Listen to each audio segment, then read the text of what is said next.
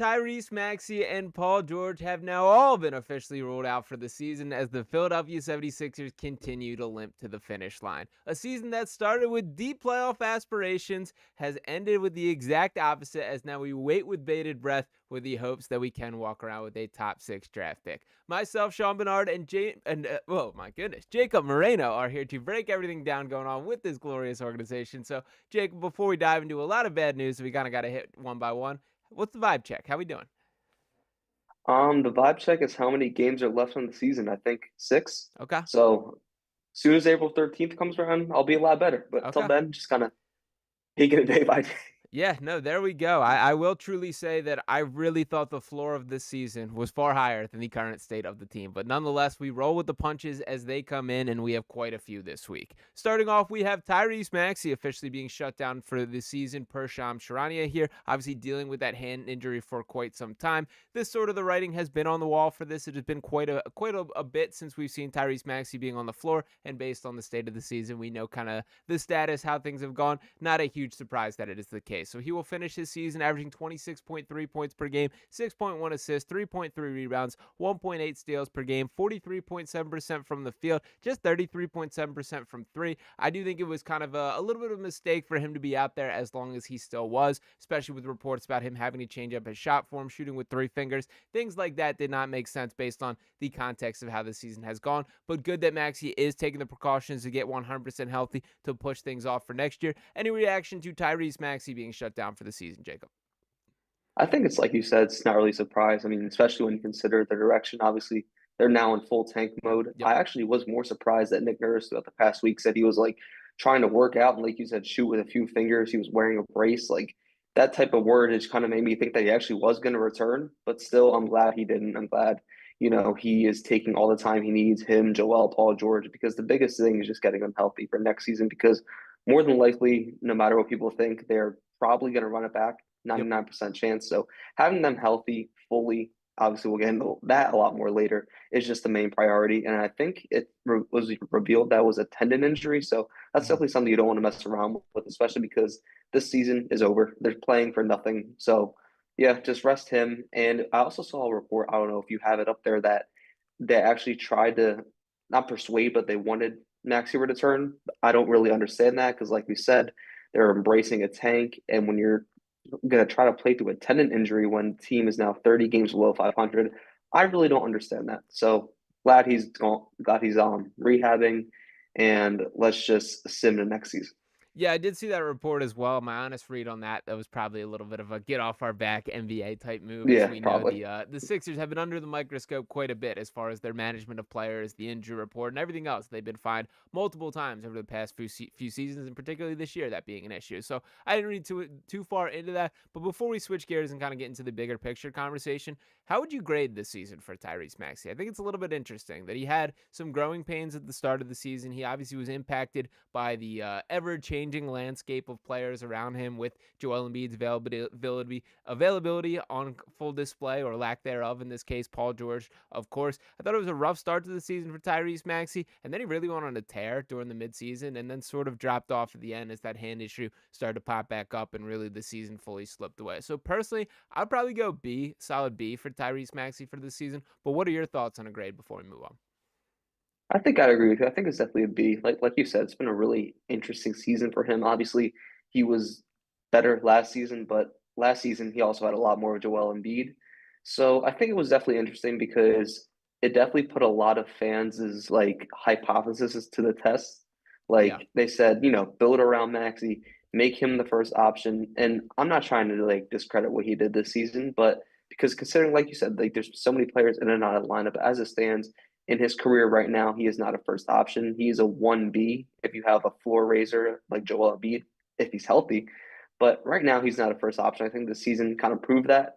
And I think, especially with his playmaking, like he showed like kind of improvements here and there. But overall, he was inconsistent. And regardless who was on the floor, I would have kind of tried him see. I would like for him to like kind of improve playmaking and try to be more consistent as a passer, especially out of pick and rolls, because as we've seen throughout the season, he tried to play hero ball a lot. He tried to Yeah. force a lot of threes, which definitely alluded to his low percentage from three. Like, was 33.7% or something like that. Yep. He did a lot of shot checking, a lot of hero ball. I mean, it's kind of be expected considering the circumstances. But like I said, I would have loved him to try to take more chances as a playmaker to try to evolve because the team's definitely going to need that once they're healthy. But yeah, B. But also he was also pretty solid defensively. Yeah, I think he made kind of a leap there. Definitely more Totally. put more pressure as an on-ball defender, but overall kind of a mixed bag. And I think he'll definitely be better next season, assuming everybody's good to go. Yeah, totally agree there. And nothing that jumped as far as being concerned about Tyrese Maxey. And as far as like the number one option conversation, I don't think Tyrese Maxey is probably ever a number one option on a championship contending team. But I do think that is taken as a diss far more than it should be. The number of players in which that list applies to is maybe 8 tops as far as that are capable of carrying that type of torch there. It's not an insult to Tyrese Maxey if he's not quite cracking that. And who knows? He's exceeded all of our expectations to this point. So maybe I change my tune when we're revisiting his age 27 season or something like that. But to keep it rolling and talk about something that I would say is probably a slightly bigger deal on the state of the Sixers franchise, it is Joel Embiid here. So we officially got the news that he is shut down for the season per Shams Charania here. We knew he was shut down for the season, but he is undergoing another surgery, an arthroscopic surgery on that same left knee. This will be his second surgery in the span of 14 months. Not really a lot of context for the overall situation that Shams did report. They expect a full recovery for him to return to himself. I will say I'm not 100% confident what a full recovery for Joel Embiid even looks like at that stage of the game. What was your immediate takeaway to this popping on display and kind of your outlook on the status of Joel Embiid currently? My main takeaway was that Shams Charania reported that he's expected to make a full recovery because when you're talking about Joel Embiid, the first priority should just be him making a full recovery because last season we saw him try to get a surgery that benefited him short term so he could rush back against the Knicks. Granted, he did have a very solid playoff series, Yeah. but because he kind of rushed back, he just wasn't himself throughout all the season. Like he had to receive injections just to be able to suit up. He only played 19 games. He had career lows in points and rebounds for like, I think it was the first time since 2016-17 where he averaged 23.8 points per game. So he just wasn't himself the entire season. And so I'm glad that, obviously he's getting a surgery. We'll see how well it works out or if it's the right decision. I think that time is just going to be the ultimate factor to that. But I'm glad that they actually waited a month and change because if they release this type of information like a week or two out from announcing him throughout the season, it kind of would make me think that they rushed. So at least it seems like at the moment they were thorough and really looked at all options. So trying to be hopeful. Hopefully he can make a full recovery. But another interesting factor that Shams pointed out is that he said that it would improve the conditions that he's been dealing with in his left knee, which is definitely some interesting verbiage because Yeah. you would want the surgery to remove the conditions, not improve them. So we'll see whether this is more of a short-term operation or something that's really going to help him throughout his last few years of his career. Yeah, and it will be interesting. Only time will tell with that. I will say right off the bat here, I am not overly optimistic that this is the cure-all. Joel Embiid is going to be better from here. I don't understand the concept of like this push of he needs to continue playing. And we did get another report about a potential rift. This coming from Shams Charania as well that said, quote, one thing to keep in mind going into the offseason, there was some tension between Joel Embiid and that front office. The team believed he needed to play at some point. He felt he needed the surgery. What I say to that is I think it was crystal clear to anybody that watched him this year that Joel Embiid did not look like Joel Embiid when he was on the floor. Now you can argue what the best solution or issue with that is. It another surgery? Is there a treatment? Does it get better if he plays through it? I understand all those cases there, but it is quite clear to me that that was not the guy that you kind of invested all this money in and has been the MVP of the league in the not so distant future here. So I am concerned that like we're kind of he's obviously on the north side of 30.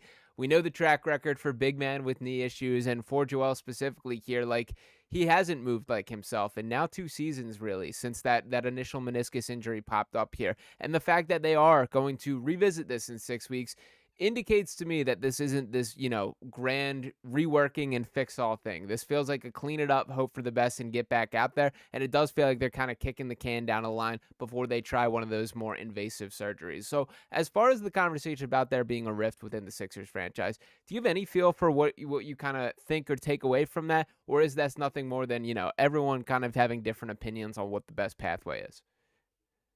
I think it's kind of what we were talking about before this show started. I mean, Joel Embiid, like he obviously knows his body. He's been through countless amounts of injuries throughout his entire career.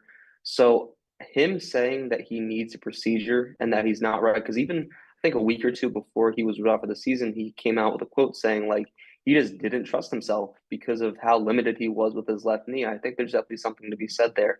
So obviously Joel Embiid isn't a medical expert, but the fact that he knows his body and Right. thinks that there should be some type of procedure, it's definitely worth listening to. And like, I'm not someone to say that the Sixers didn't listen to his concerns, but it's interesting because Shams created this report about Joel Embiid feeling that he needed a procedure earlier in the season, and now it's another issue. It's still very much an issue.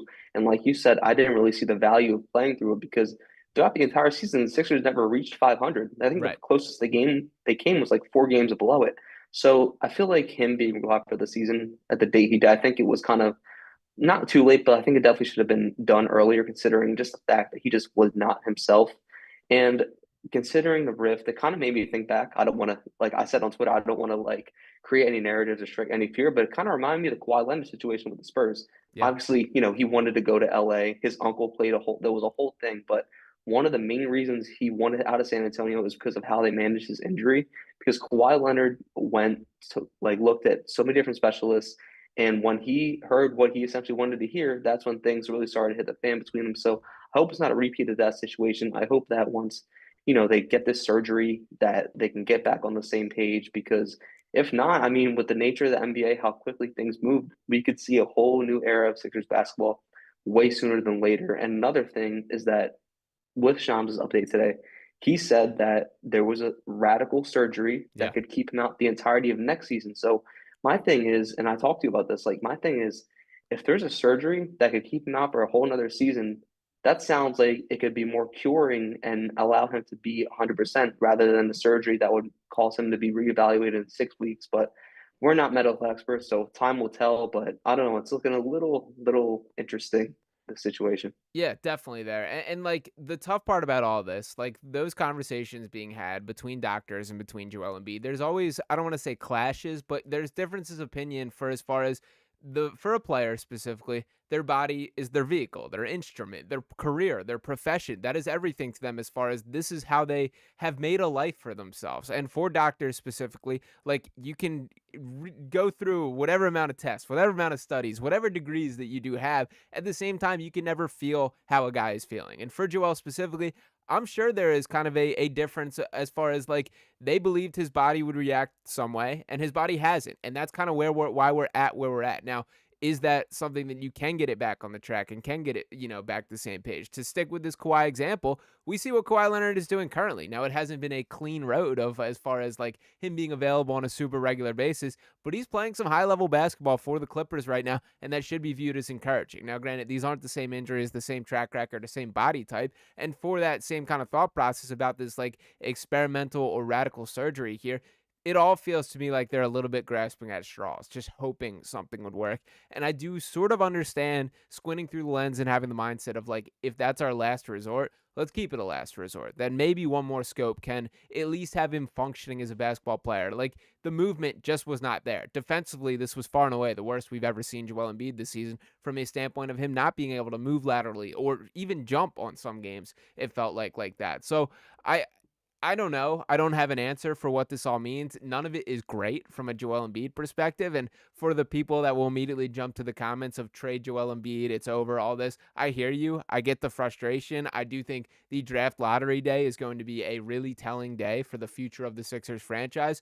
But every other team in the league sees this exact same situation. And every other team in the league sees those exact same monetary figures that are committed to Joel Embiid. And to kind of take a peek at what these contracts are overall looking like here, we're talking about Joel Embiid not even kicking in the 3-year, $192 million extension that he signed this past offseason. That he is on the books for a $67 million deal in 28-29. I almost want to say it's over 70 when looking at Spot Track there, which, by the way, would not load for me on setting up for this. So Spot Rack, get it figured out. But nonetheless, to bring it back to Joel Embiid here, I do think that, like, I don't want to say it's the beginning of the end, but it feels the most legitimate that, like, this reality is hitting us than ever before. Would you agree with that?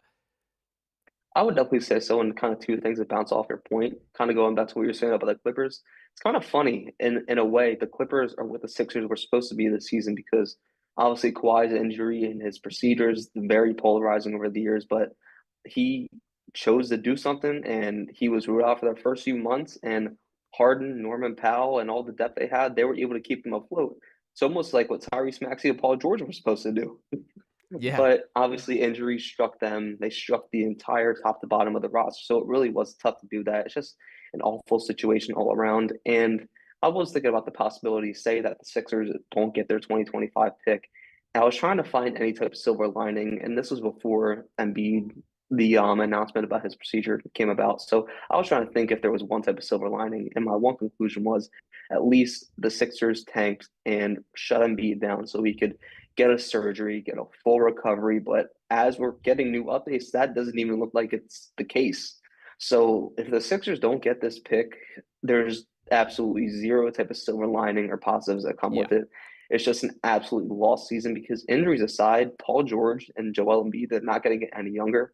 They're bound to regress at some point. I think we're already even seeing that with Paul George. So it's a really dark future if I'm being 100% honest, if that were to happen. Yeah, no, that is going to be a monumental day for the future of the franchise there, and I do want to stick on that point in a second. Now, shout out to Riaz, who dropping a super chat. Trying my best to get it pulled up on the screen right now, but giving me some issues. But he says, guys, maybe I am nuts, but I think Embiid will be back around 90% of what he was, which makes him the second best center. Embiid revenge tour next year. Jacob, do you have any optimism? What is the best case scenario in your mind that Joel Embiid could return to that version of himself? I mean, I think ideally he'll be 100%, but I There we think go. even if, I mean, I think if they were able to get at least 9%, I think, yeah, he would definitely would still be the best center, not the best center, second best center. Unfortunately, that went to Jokic 2 years ago. But I think he'd still be a top end center. Obviously, I think maybe like a low end MVP candidate. I think the best situation here is that Joel Embiid returns. He occasionally load manages back to backs, plays something around 60 ish, 62 games. I think that would be a really good spot considering what he's been through the past few years. And I think he still can definitely be somewhat guy. He can split for 35 some nights, but I think we're looking at like a maybe now more of like a 28 points per game, hopefully more playmaking and defensive oriented than scoring. But that also has a lot to do with, like we mentioned, Tyrese Maxey and Paul George's ability to carry a team. So it's really interesting. I'm not sure how he'll look, assuming that he is good enough to go throughout the regular season and the playoffs. But hopefully he can kind of have the scoring burden lessened off his shoulders. Yeah.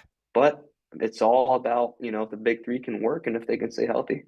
Yeah, I have two thoughts here. So for starters, I'm not ready to fully throw in the towel of like Joel Embiid is done. Like I don't believe this is the last time we've ever seen him on a basketball court. And due to those same monetary figures we just referenced, he has plenty of reasons to try to get back out there. That Joel is going to give this another go. I'm confident about that. I have a hard time just closing the door when I just take a step back and think it was less than a calendar year ago that we saw this dude averaging 33 points in a playoffs, scoring 50 points in a playoff game against the New York Knicks there. Now, granted, like even in that setting, sure, he was not moving 100% like himself, and he obviously rushed to get back on the floor there, but that was still a high-level impact player. And again, he's not perfect. He has his issues. He wasn't the best version of himself there, but if we could get that version of Joel Embiid, you have something there, that you have a little bit of life to build off here. Now, on the other side of the coin here, I do think there needs to be some pretty significant changes stylistically to Joel, the tactics or the game plan for when he is going to be played. And frankly, I don't even think we saw that play out in full display this year. That felt like something that they were taking a stride forward as far as being proactive, having a game plan in place for when he will play, when he won't. And that went off the rails right away. That it was the first 9 games of the season that he missed, not even having a clear picture of just, yep, the ramp up process, he's getting ready, all those type of things. So I don't think we got to see that plan in full display here. But when we talk about a guy like sort of taking some responsibility off his plate, for starters, there has to be other guys to put it on. Tyrese Maxey, Paul George, Jared McCain, Cooper Flag, whoever you want to throw in the mix here, can kind of take those things. But I do worry like the supplemental skills to Joel might be what end up going first. I don't think that he's ever going to lose his shooting touch. He has some of the best touch that I've seen from a big man.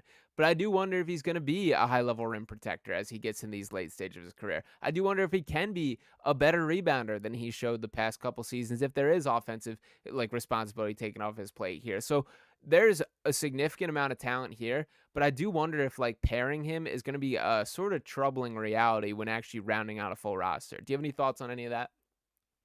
No, yeah, you're 100% right. And I think the hope for me at least is that Joel Embiid, or I'm sorry, not Joel Embiid, Paul George, Tyrese Maxey, and McCain. I hope that they're all going to be healthy this so they can kind of take that burden off of Embiid and kind of allow him to put more of a focus on defense. I think that's the biggest thing because, like you said, he looked like an absolute traffic cone out there Yeah, sometimes this season on the defensive which end. is There was never like Joel. exactly, and we see him get targeted so many times in drop coverage. It was almost sad to see to a degree. So I hope that, defensively he'll be able to have more of an impact because he's not carrying a crazy usage rate offensively. And on the offensive side, I would like him to kind of be involved in more kind of DHOs, more pick and rolls because I think if we're seeing a Joel Embiid who is 90%, I don't think he can be able to have like 25 post ups a night because I just don't know if his body will be able to handle that anymore. Because I think if you put him in more motion type of plays where Maxi or George kind of can help initiate and draw defenders, I think you're kind of setting him up for more success and less physical strain. Yeah, no, I do think that's fair there. And obviously the first step into making any of this happen is getting him healthy and back on the floor. So we'll keep an eye on that. Any updates that do come as far as the status of Joel Embiid, that is a huge deal in kind of making decisions from here. But let's swing back to the current position for this Sixers team. So as we know, we are limping to the finish line. The end is in sight. The regular season is almost over. And what we're really worried about is the NBA draft lottery there. So as things currently stand, the Sixers have a 10.5% chance at the number one overall pick. They have roughly a 64% chance at retaining their pick overall, and it gets a little complicated. This is the odds with ties. Obviously, how the records change will ultimately decide. The Sixers are in a better spot than I think most of us could have expected from a lottery perspective at this point. That there is a little bit of gap as far as the Brooklyn Nets and Toronto Raptors ahead of them, sort of chasing the Pelicans, although the Pelicans kind of met their call by pulling CJ McCollum and Zion Williamson for the remainder of the season. So I get that we have no control over how those ping pong balls fall, but what's your level of optimism that this could work out in the Sixers' favor currently? I think my optimism definitely increased as soon as they kind of created a gap from the Raptors and Nets. I think that, like you said, the Pelicans kind of out of reach Yep. because Zion was actually having a really good under the radar season. I think we even gave him a brief shout out last episode. Yeah. Obviously, CJ is going to be contributing to winning games, so I think they're kind of going to be deadlocked at the five position. But it's almost impressive how much they have tanked and how successfully they've done so because you look at their past few games, like they faced some real heavy hitting tanking teams like the Pelicans, the Wizards, and it's like almost instantly, almost every game. I've looked on Twitter real quick for a second. I've seen the Sixers cut within three, and then fast forward 25 seconds, they're down nine again somehow. Like it truly is impressive to the degree they're tanking. This team gave And up in a way, 45 points to the Wizards in the first quarter, man. Like, like it is oh my impressive. God, it really is. Like in a way, in itself, it's almost more impressive than what we've seen throughout the season, even when they were competing, because of how consistently bad they've been. I mean, obviously it's on purpose, but yeah, it's been an insane viewing experience. But I think, with them being fifth, having a 10.5% chance to get the first pick, I do like their odds a lot, even if they're not able to get, picks 1 through 3, they can still get a lot of interesting prospects. I'm sure we'll dive into that more in the future, like Kamal Malawach, DJ Edgecombe, Trey Johnson, CMB. Like there's a lot of interesting needs that can be filled. Obviously, the draft is a little bit guard heavy, especially in the lottery in the second round. So that'll be interesting to see what they do there if they get the pick. But when you have guys like Asanul, CMB, Malawach, it really kind of makes you think about how can the Sixers kind of bridge new eras, like right? Like if you get Malawach, right, that guy has potential to be the best Sixers defender we've seen since Dikembe Mutombo. Like Yeah. seriously. So if you get him, then I think you really have a viable option to replace Joel Embiid in the near future, and for even him to learn from Joel Embiid because obviously Malawach is a guy with great two-way potential, and learning from an elite three-level scorer like Joel Embiid at the center position will be huge for him. So a lot of And interesting similar options there for sure. backgrounds too, as far as Malawak from Hmm. South Sudan that just started picking up a basketball a couple seasons ago and is still pretty new to the sport. Pretty similar story what we saw with Joel, and Joel a certainly a 1 percentile as far as the ceiling that he has hit with his play for that. But I do think that could be kind of a relatable thing there. Yeah, for sure. And kind of to your point, my mindset heading to the locker, but into the lottery or having a chance at this, the number one pick is obviously ideal. Like getting Cooper Flag would be a Yeah, of franchise course. altering moment, Mhm. and there's a very clear way to bridge these eras if that is the case. That right now, if you roll out opening night next season, we're talking a starting lineup or a top six of Jared McCain, Tyrese Maxey, Quentin Grimes, Paul George, Cooper Flag, and Joel Embiid. That's a contender, man. Like you can't look at me and tell me that's not. And I get there's asterisks next to the Embiid, the health, all this. It's fair, but that is a great place to start. And let's say this is worst case scenario that Joel Embiid can never get healthier from here. That Paul George is regressing. He's not returning to the max contract All-Star form that they intended on signing him as. You have a pretty good starting place with McCain, Maxey, and Flag as sort of your launch point for this next era of Sixers basketball. So that is certainly the ideal situation. But for me, just walking away with a player is a huge thing here. And there's other guys in this draft, the Dylan Harpers, the Ace Bailey. Ace Bailey, I think I'm way higher on than the consensus. And that's who I have penciled in that if I have the 2 pick, I would consider drafting for a lot of the same reasons. That he's not Cooper Flag, but I do see the fit. I do see the potential. And it's a dude who competes his tail off in a way that I respect here. So for me, it's just about getting a high level prospect and having like a third piece to sort of bridge this where you have something with Maxey, with McCain, and whoever this third guy is. Is there any other particular guys? I know you mentioned Malawak, and by the way, feel the same way. Love him. Would absolutely be satisfied taking him with a top 5 pick there. And I think like my big board, it's specific to the Sixers, would go Cooper Flag 1, Ace Bailey 2, Malawak 3. I get the appeal of the Dylan Harpers, the VJ Edgecombs. You can go down the list, but I think getting a big man or a front court guy is huge for this Sixers team. But any other guys that you did want to highlight real quick? I think depending on like if they get like whether it's pick 4 or pick 6, I think if they get like pick 6, and obviously Cooper Flag's gonna be way out the window by then. I Yeah. think an interesting guy I kind of touched on my last one. Like I like Austin Will a lot. Okay. I think he is really versatile defensively. He can defend forwards, even guards on occasions, and I think that'd be a really good connector with Embiid at the power forward position because he fits that traditional power forward mold, but he also is kind of more dynamic and more kind of like a new age four as well. So I think it's a really good mix. I think, Flag isn't there. That's definitely an interesting thing because, like we said, we don't know what Embiid's going to look like next season. We don't know what his defense is going to look like next season. So if you can kind of pair him and Newell, I think there's definitely potential there. Obviously, his perimeter shooting is his biggest concern because like with his perimeter deficiencies, I don't know if he'll be able to start right away. But I think he definitely could be at least in the rotation, just considering his potential and where he's going to fall in the draft. So he's definitely a guy. And like you said, VJ Edgecombe, supremely athletic, great scorer, very Okay. good defender. I think the fit's there, but that also kind of creates an issue because you might have Quentin Grimes, but you also have Maxey McCain penciled in too. So definitely some interesting conversations to be had there. But kind of like you said, you took the words right out of my mouth.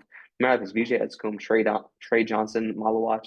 As long as the Sixers have like these studs and Maxey, McCain, and whoever they could potentially get, it'll just make transitioning easier because at the end of the day, regardless if there's Cooper Flag or not, I think the East is just to a point between Boston and Cleveland where I think that a championship is ultimately out of reach at this point. I think the Sixers' best shot was honestly 2023 when they almost had it against the Celtics because you just look at Embiid's health because even if he does return to 90, 80%, like you just don't know anymore because he's on the wrong side of his prime.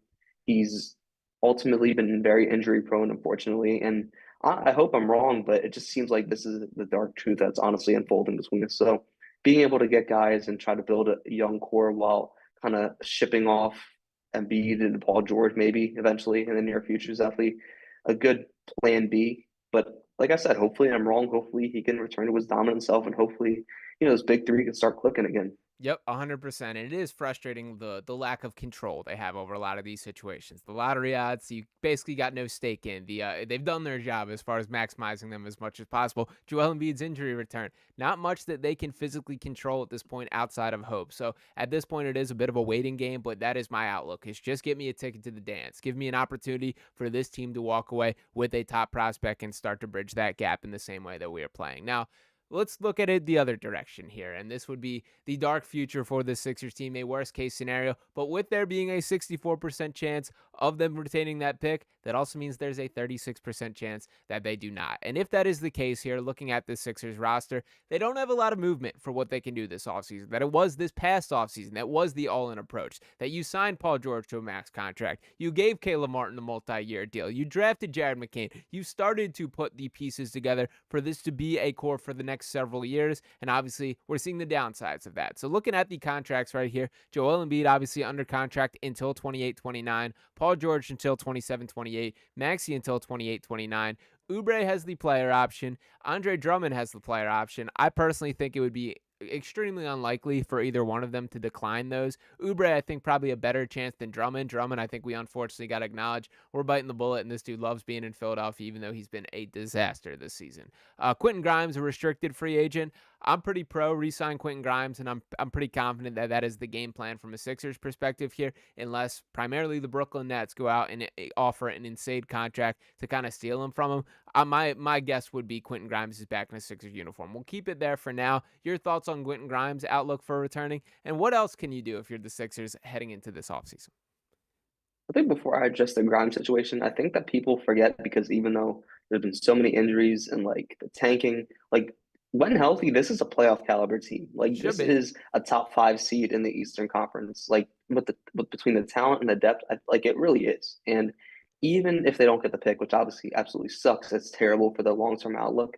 They still have potential if they're healthy. I think that's if they're healthy has been the common phrase throughout the past year. But regardless, you have to do as much as you can in terms of getting under the luxury tax to be able to keep both Grimes and Yabusele because Grimes, I don't think that it's up for debate. He needs to remain a Sixer for the near and long future.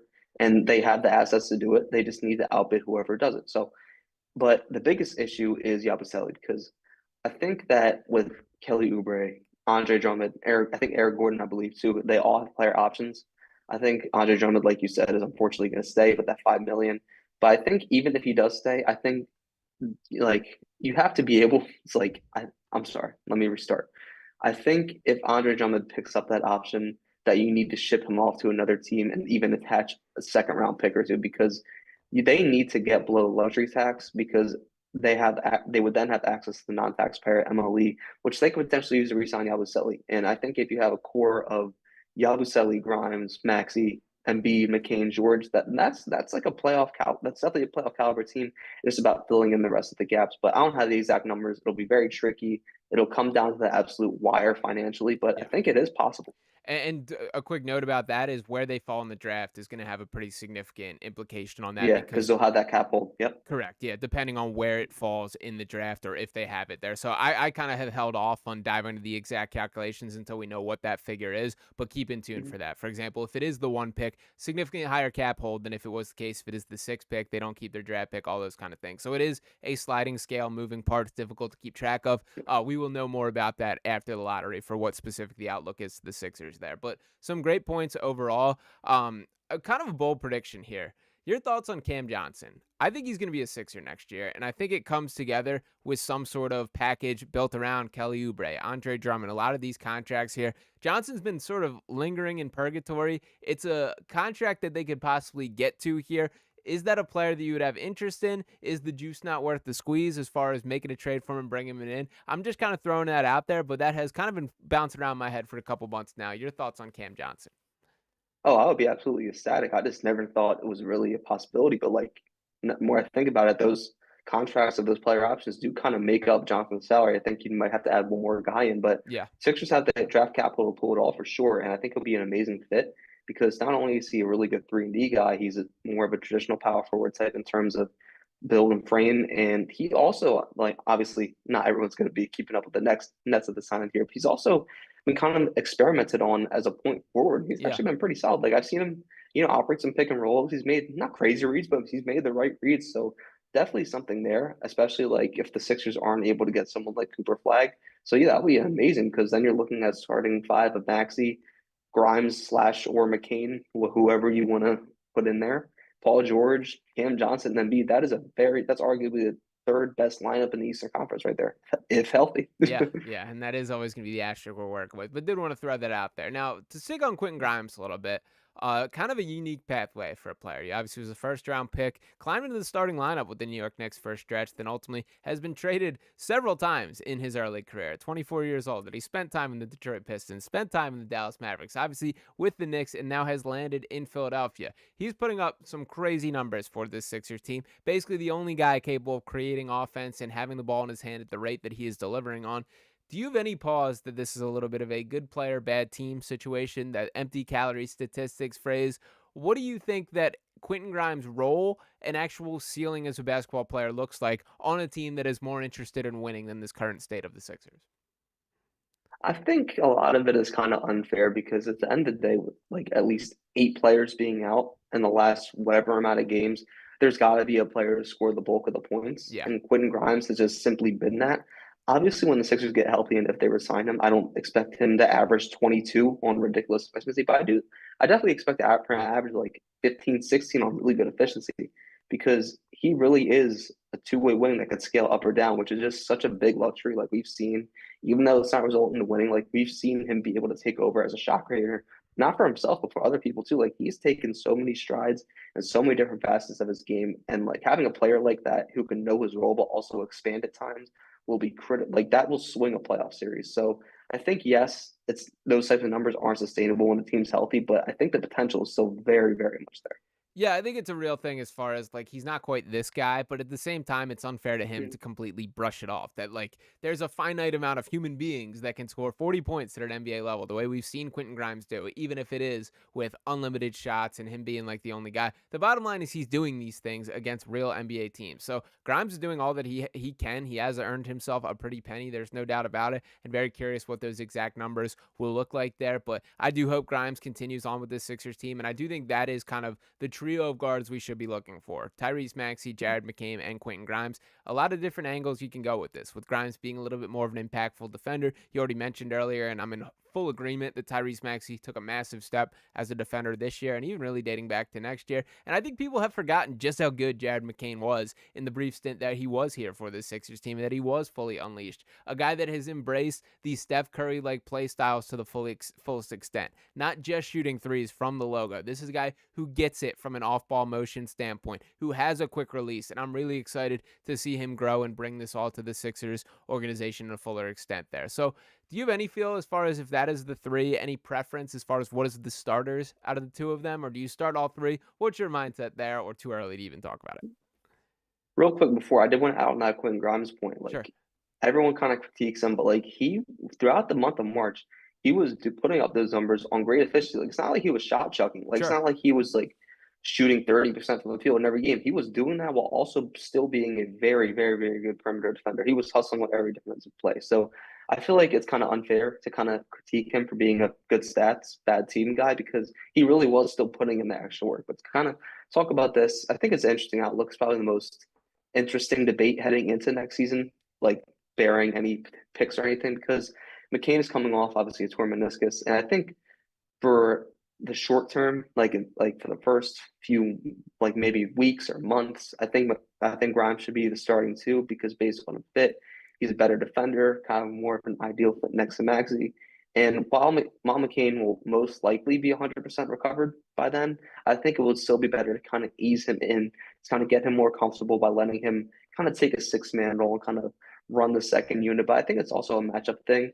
Yeah. So I think you can kind of alternate between the two. But I think going forward, long term, McKean will be the starter. But it's kind of easy, like I said, it's kind of easing back into things. Kind of let him kind of recapture the magic that he got in his first 23 games this season. I think having him in that six-man role would definitely be ideal in the short term, at least. Yeah, no, I have no issue with that and think that's probably the way they should and will do it there. And I will just put this out there that when the dust does all settle and we see these guys in their fullest form, I think Jared McCain ultimately ends up being the best out of those three guards. That I do think he reaches a level even beyond Tyrese Maxey when he grows into the full version of himself. Still quite a bit of time until we get to that point, so not to get too excited. But I do believe he could be that important to this Sixers organization in the long haul, which makes this lottery in this current state even more important for building forward here. So that is kind Monte of Ellis, Steph Curry. yeah, Monte Ellis, Steph Curry, love it there. Crazy that that was ever a debate, but I fully remember that. Of like, and I love Monte Ellis at the time. Shout out to him. But that is kind of the state of this Sixers team. I don't really even know what to look for when watching the games at this point. I know they're back in action tonight. It's cool to see Justin Edwards obviously playing well. They were still seeing flashes of Quentin Grimes. Kyle Lowry somehow stepped back on the floor earlier this week. But when watching these games at this point, what is it that you have your eyes cued in on? Adem Bona, another quick shout out. I kind of struggle to be like, what am I even watching for right now? So I kind of wanted to ask you that, Jacob. Your thoughts? Well, what I have my eyes most on is the bottle of Advil in my room. But Sure. no, for real, I think kind of just what you said, Justin Edwards, he's taken major steps, not only as a 3-and-D guy, but also as like a 3-level scorer. Yeah. Because while it's hard to watch these games and kind of judge what's real and what's not, he's really kind of been able to thrive off screens, He's whether it's good, man. pulling up in the mid range or just straight up attacking off the dribble. And that's going to be huge because in today's NBA, like I even like saw on the TikTok, I forget the dude's, the old head who goes, you don't know how good Tim Duncan was. Yeah. I Yeah, feel like the he even same. said like he even said like the days of like specialist types of guys are over, and like having guys who can kind of defend on both ends and do multiple things, that's what gets you success in the playoffs. And I think Justin Edwards can evolve into just that. So really excited for his development. Love what I've seen for him. Adam Bona has been another guy who's just been absolutely amazing. His foul trouble's still there a little bit, but the two-way potential really is glaring. His athleticism, shot blocking, and he looks to be a lot more comfortable as a role man and pick and rolls recently. Like he really looks like he knows what he's doing. It looks like he really has found his niche. And the Sixers, for the longest time at the backup center position, just need somebody to weather the storm, just to play within the role, Yeah. catch lobs, and defend. And they really haven't even had that, even with the Andre Drummond run. So I think Adem Bona is the guy to be the backup center in the future, and even in the short term, as early as next season. But yeah, those are the guys that definitely stood out to me. Jared Butler's also been solid, shooting beyond the arc, creating. So I think he definitely has potential to help maybe McCain or Grimes run that second unit. So a lot of good takeaways, but time will tell what's real and what's not because obviously this is a tanking team. Everybody's getting increased roles, so we'll see. Yeah, definitely there. And good to see these guys kind of playing through their mistakes, having their opportunity, trying to earn their role. But we'll see with the dust all settles who ends up sticking with the Sixers franchise. But I do like that they're just rotating through, trying guys out.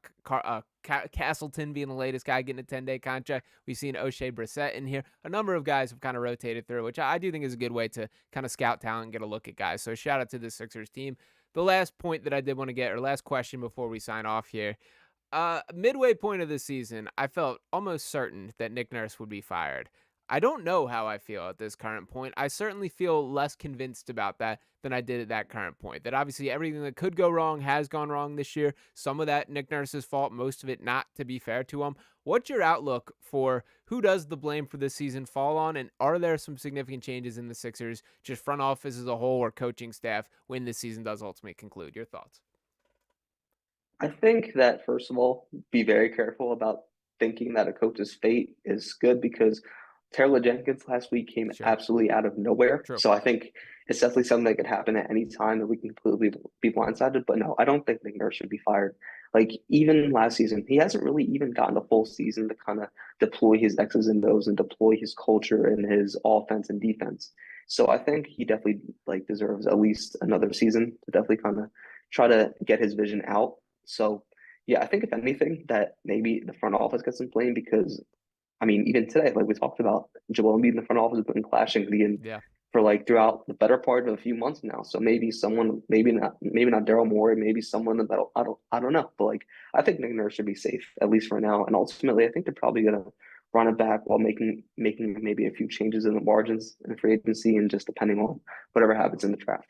Yeah, no, I think that is all fair there. And to be completely honest, like my stance on Nick Nurse being fired isn't one of those this is completely his fault. To be fair to him, it isn't. Like most of it is not. I just kind of felt that when a season goes as off the rails as this year has, somebody's got to catch the blame. And I kind of felt like that was trending towards Nick Nurse being the guy there. But who knows? Those are some big picture conversations to get once the season does wind down. I do think he's done a decent job as far as like I don't want to say keeping the team competitive because they've lost, I think, 27 to their last 30 at this point here. But at least, like, they've been a more watchable product than I think could have been the case based on how much roster turnover there has been. So I guess that's a credit to Nick Nurse. But nonetheless, a lot more questions and answers for the fate of this Sixers team moving forward. Jacob, I know you got plenty of content that you're cranking out outside of here. So plug your work. What you got going right now? Yep, just whipping up Sixers content for fan-sided Sixers website. The Sixers Sense have one of my probably the biggest story of my career coming in a little over a month. Can't really get into too much details, but definitely be on the lookout for that. And Awesome. just anything covering the draft, covering these games, just 24/7 Sixers coverage on that. My Instagram page, Sixer Country, Twitter, J Moreno 76ers, just nonstop Sixers NBA talk. And yeah, pretty much it. Absolutely. And even though it is a more disappointing season than we expected or hoped for here, plenty of action to break down, write about, and get some content on. So we're going to keep doing that right here on Sixers Digest. Jacob will on everything that he's got going on. So make sure to check out his work on Fanside and everywhere else. Follow him on Twitter. Smash the subscribe button right here on YouTube if you have not already. Appreciate each and every one of you guys tuning into this video here. Hopefully back in better spirits on the state of the Sixers at some point new, but nonetheless appreciate, or some point soon, but nonetheless appreciate